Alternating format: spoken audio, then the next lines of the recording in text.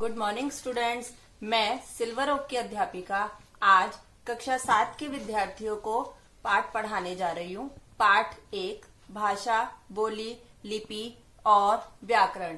तो आइए भाषा की ओर चलते हैं। समाज में रहते हुए अपने भावों और विचारों को हम भाषा के माध्यम से ही प्रकट करते हैं। तो बच्चों, भाषा क्या है?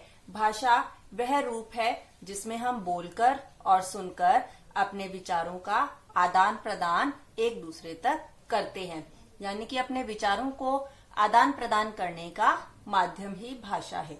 भाषा के रूप, अब हम भाषा के रूपों की बात करते हैं। भाषा के मुख्य 2 रूप हैं, मौखिक रूप और लिखित रूप। हम मौखिक रूप को पढ़ते हैं जब व्यक्ति अपने विचारों को मुख के द्वारा बोलकर सामने वाले व्यक्ति तक पहुंचाता है, वह मौखिक रूप कहलाता है। गाना सुनना, कविता पढ़ना भाषा के मौखिक रूप के उदाहरण हैं। लिखित रूप, जब व्यक्ति अपने विचारों को लिखकर दूसरे व्यक्ति तक पहुंचाता है और सामने वाला व्यक्ति लिखित रूप को पढ़ता है, वह लिखित रूप में आते हैं। निबंध लेखन, ईमेल, एसएमएस लेखन लिखित रूप के ही उदाहरण है। सांकेतिक भाषा, संकेतों के माध्यम से इशारों के द्वारा हम जिस भाषा का प्रयोग करते हैं वह सांकेतिक भाषा कहलाती है।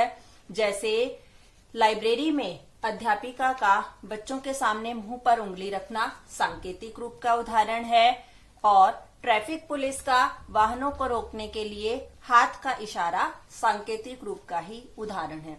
आइए मातृभाषा की ओर बढ़ते हैं। वह भाषा जिसे बच्चा अपने माता पिता से, अपने परिवार से सीखता है, वह मातृभाषा कहलाती है।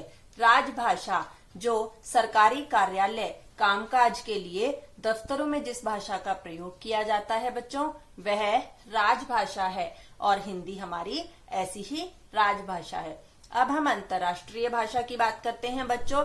जो विश्व स्तर पर व्यापक रूप से जिस भाषा का प्रयोग किया जाता है विस्तृत रूप से, वह अंतर्राष्ट्रीय भाषा है जिसे विश्व भर में बोला जाता है, और अंग्रेजी हमारी अंतर्राष्ट्रीय भाषा है। ऐसे ही हम पढ़ते हुए बोली की तरफ बढ़ते हैं बच्चों। बोली क्या है? सीमित क्षेत्र में यानी कि लिमिटेड एरिया में हम बोलचाल में जिस भाषा का प्रयोग करते हैं वह बोली कहलाता है। आइए बोली व भाषा में अंतर को पढ़ते हैं।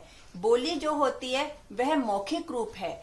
बोली का क्षेत्र सीमित होता है और भाषा का क्षेत्र विस्तृत होता है। भाषा का प्रयोग साहित्य रचना में किया जाता है, जबकि बोली का प्रयोग केवल बोलचाल में एक सीमित क्षेत्र में ही होता है। बोली को लिखा नहीं जाता, जबकि भाषा का रूप लिखित होता है। आइए लिपि की ओर चलते हैं। लिपि क्या है? किसी भी भाषा के लिखने की विधि लिपि कहलाती है। जब भाषा विशेष में हमें मौखिक ध्वनियों को एक लिखित रूप प्रदान करना होता है, तो लिखित रूप प्रदान करने के लिए हम जिस चिन्हों का प्रयोग करते हैं बच्चों, वह लिपि कहलाता है। हर भाषा की अपनी अलग अलग लिपि होती है। जैसे अंग्रेजी भाषा की रोमन, पंजाबी गुरुमुखी, हिंदी, संस्कृत, मराठी आदि इन सब भाषाओं की लिपि देवनागरी है। आगे हम साहित्य की ओर बढ़ते हैं बच्चों। साहित्य क्या है? जो भाव और विचार समाज का हित करने में सहायक हों। विचार और ज्ञान के ऐसे इकट्ठे खजाने को ही साहित्य कहा जाता है। अगर मैं संक्षेप में बात करूं साहित्य की, तो हित सहित लिखित रूप से संजोकर रखे गए भाव विचार ही साहित्य कहलाते हैं। साहित्य के भेदों पर चर्चा करते हैं तो साहित्य के 2 भेद हैं, गद्य साहित्य और पद्य साहित्य। गद्य साहित्य क्या है बच्चों? जन साधारण की भाषा में रचे गए विचार गद्य साहित्य कहलाते हैं। गद्य की कुछ मुख्य विधाएं यहाँ प्रस्तुत है, जैसे कहानी, नाटक, एकांकी, ये सब पैराग्राफ फॉर्म में होते हैं बच्चों, जो गद्य के अंतर्गत आते हैं। पद्य साहित्य, जिस रचना को गाया जा सके, लय के साथ, तुक के साथ, छंदों के माध्यम से, गति के द्वारा, वह पद्य साहित्य में आते हैं। जैसे यहाँ विधाएं प्रस्तुत है उदाहरण के रूप में, कविता, दोहे, गीत आदि ये पद्य साहित्य के भेद हैं। कार्यों की चर्चा करते हैं। साहित्य का क्या कार्य है? साहित्य समाज हित में होता है, समाज के हित के लिए कार्य करता है और आनंद की अनुभूति भी साहित्य ही कराता है। साहित्य का जो रूप होता है बच्चों, वह मौलिक होता है, समाज के विचारों को बदलने में समर्थ होता है। आगे हम बढ़ते हैं बच्चों व्याकरण की तरफ। व्याकरण क्या है? व्याकरण शब्द का सामान्य अर्थ होता है विश्लेषण करना। इस तरह से वर्णों, शब्दों या पदों को अलग अलग करके समझना ही व्याकरण कहलाता है। यानी कि जो व्याकरण है वह भाषा के सही, गलत, शुद्ध, अशुद्ध रूप का ज्ञान कराने वाला एक ऐसा शास्त्र है जिसमें प्रत्येक नियम शामिल होते हैं।